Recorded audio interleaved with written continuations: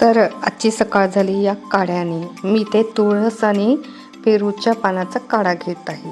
हा काढा तब्येतीला खूप छान असतं, ॲसिडिटी आणि होत नाही. त्यानंतर मी शाळेची तयारी केली आणि मी तयार झाले. एक छान मस्त असा सेल्फी काढला.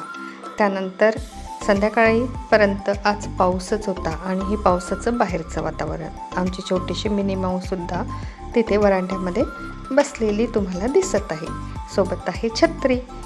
त्याचबरोबर त्यानंतर मी संध्याकाळी शाळेतून परत आल्यावर गरमागरम चहा बनवायला ठेवला.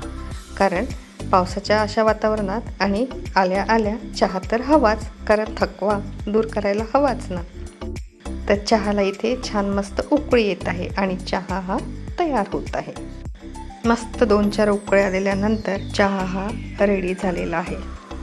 त्यानंतर चहा मी कपामध्ये गाळून घेत आहे आणि हे बघा मस्त असा चहा मी सर्व केलेला आहे. आता आम्ही चहा पितो. तुम्ही सुद्धा या चहा घ्यायला.